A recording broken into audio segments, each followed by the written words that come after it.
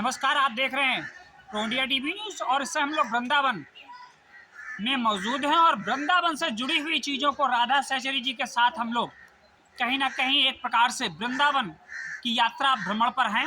और आज हम लोग इसी यात्रा भ्रमण में भांडीर वन में उपस्थित है, जहां पर राधा और कृष्ण जी का विवाह हुआ था। वो मंडप भी कहीं ना कहीं आपको दृश्य में दिखने का, क्या वास्तविकता में इसके पीछे कथा है और किस प्रकार यहाँ राधा जी का भगवान श्री कृष्ण के साथ विवाह हुआ, वो भी कहीं ना कहीं हम यहाँ पर जो राधा जी की कहीं ना कहीं एक प्रकार से सेविका या पूरे यहाँ वन में कहीं ना कहीं एक प्रकार से भंडारण का कार्य भी वो देखती हैं। एक प्रकार से उन्हीं की जुबानी हम लोग जानते हैं कि वास्तविकता में राधा और कृष्ण जी का विवाह किस प्रकार यहाँ से संपन्न हुआ। नमस्कार, राधे राधे।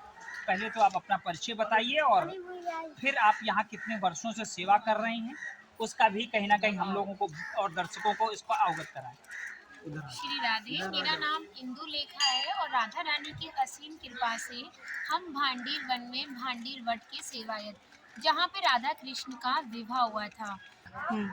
हम लोग भंडारी वन में हैं और हमारे पास गुरुजी बैठे हुए हैं। यहाँ पर राधा जी का विवाह हो रहा है, क्या क्या मूर्तियाँ हैं और किस तरह विवाह होता है, थोड़ा सा वो आप पंडित जी से भी जानते हैं। देखो, यहाँ भाई भांडी वन है, हम भांडी वन की सेवायत है। विष्णु गोस्वामी का नाम जी।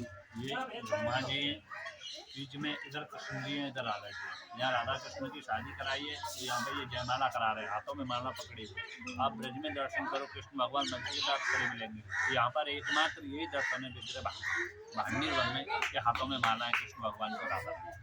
यहाँ आप देख सकते हैं, एक तरफ भगवान श्री कृष्ण और एक तरफ राधा माँ है और दोनों लोग आमने सामने और ब्रह्मा जी यहाँ पर उनका विवाह करा रहे हैं। तो वाकई ये कहते हैं इस वट वृक्ष की बहुत बड़ी था, ये बहुत दूर तक था, 4 कोस तक था। इस तरह इसकी ग्रंथों में भी कहीं ना कहीं व्याख्यान मिलता है। वास्तविकता में इस व्याख्यान पर, इस स्थल पर एक बार जरूर आए और कहीं ना कहीं आप मनोरथ भी पाएंगे। क्या कहना चाहेंगे? मतलब यहाँ लोग विवाह वाले आए और जिनका विवाह नहीं हो रहा वो भी आए, वो भी आए, उनके लिए भी यहाँ आने पर कहीं ना कहीं उनको भी फलीभूत होता है। बने रहें प्रो इंडिया टीवी न्यूज़ के साथ। वैदिक मंडप होता है, किस तरह मंडप है उसकी भी यहाँ पर एक प्रकार से हम लोग चर्चा कर रहे हैं और आपके माध्यम से ही हम लोग को पता चलेगा। बताइए, शुभ नाम पहले अपना बताइए। मेरा पंडित सुरेश चंद्र दीक्षित जी। सुरेश जी, थोड़ा सा बताइए कि बरगद जो था यहाँ पर किस तरह पर था, किस तरह का मंडप था, और चूँकि यहाँ कहीं कहीं देख रहे हैं कि बरगद की भी कई अलग अलग शाखाएँ हैं। ये प्राचीन चीज़ है। ये 4 चीज़ ठाकुरी समय जी। एक तो ये कल्पतरू पेड़, ये ठाकुरी 5,500 साल पुराना, मतलब 5,500 100 साल पुराना पुराना। चीज़ है ठाकुरी समय का। क्या बात। अब तो अंश मात्र है, ये इतना विशाल था पहले। ये यमुना को आर पार करता था, इनकी डालियाँ इतनी लंबी थी, इतनी विशाल। विशाल। अच्छा, यहाँ किस विशेष तिथि पर ये विवाहिक कार्यक्रम होता है?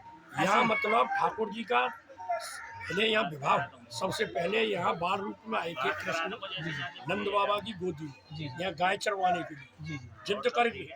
तो नंद बाबा यशोदा मैया ने मना किया, अरे तुम्हारी उम्र नहीं है, कहाँ जाओ गाय चराने। अरे नहीं बाबा, रोज हमारे जाते गाय, आज मैं जाऊंगा। उन्हें ये लीला दिखानी थी, तो यहाँ जिद करके। और 2.5-3 साल की अवस्था थी उस टाइम कृष्ण की। कृष्ण। हाँ, और ये नंद बाबा यशोदा मैया इनको सामान्य बच्चा मानते थे, अपना साधारण, जैसे हम तुम अपना माने। वो त्रिलोकीनाथ नहीं समझ रहे हैं।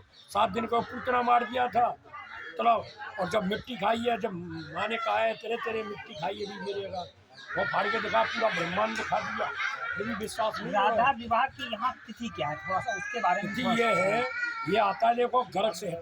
अच्छा। ये भागवत में नहीं है ना, तो इस वजह से शंका करते हैं। हाँ। और ये ब्रह्मवैत पुराण में, गर्ग संहिता में, हरवंश पुराण में, गीत गोविंद में, और गोपाल चंपू में, और भक्तमाल, इन 6 शास्त्रों में आता विवाह का बात। नहीं, तिथि थोड़ा बताइए क्योंकि तिथि इनका उस टाइम, वैसे इनका जो सगाई हुई थी वो तो हुई थी इनकी गोपाष्टमी की। अच्छा, गोपाष्टमी। जब ये गोपाल जब गाय चराने आए, तो ये जभी इनका नाम गोपाल रखा गया यशोदा में। फिर आता है ये शुक्ल पक्ष फागुन में। अच्छा, जब इनका विवाह हुआ। मंडप में कहते हैं कि चारों कोने कहीं ना कहीं एक दूसरे से संलग्न रहते हैं।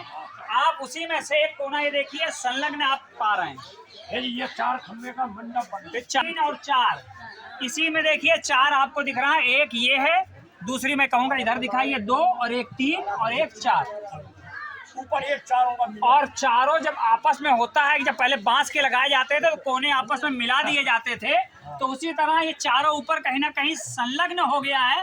वास्तविकता में आपको मंडप का वही स्वरूप यहाँ पर प्रकृति के द्वारा भी देखने को मिलेगा। बने रहे पूर्णिया टीवी न्यूज के साथ, धन्यवाद। बीच में जटाओं के द्वारा कहीं ना कहीं जोड़ हो रहा है, यानी एक प्रकार से गठजोड़ भी आपको यहाँ पर देखने को मिल रहा है। तो वाकई प्रकृति में बहुत कुछ ऐसा है जो कुछ हमको कहीं ना कहीं आभास अपने जीवन का भी कराता है।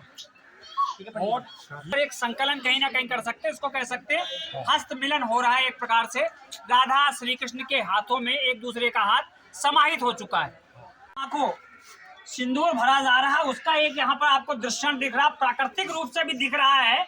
और कहते हैं कि जब विवाह संपन्न हो जाता है तो सभी प्रसन्न होते, चाहे वो बाराती हो, चाहे वो दूल्हा हो, चाहे सभी हो, सभी प्रसन्न हो जाते हैं। वो दृश्य भी आपको देखने को मिलेगा।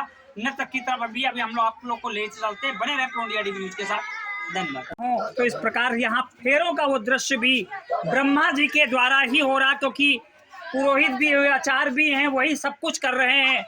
और कहते हैं जब तक, और ब्रह्मा जी का बहुत बड़ा मंदिर आप पुष्कर में पा सकते हैं, वो भी यहीं से कहीं ना कहीं संलग्न है। वहीं से आए हैं ब्रह्मा जी वहीं ये से करने के लिए। उसका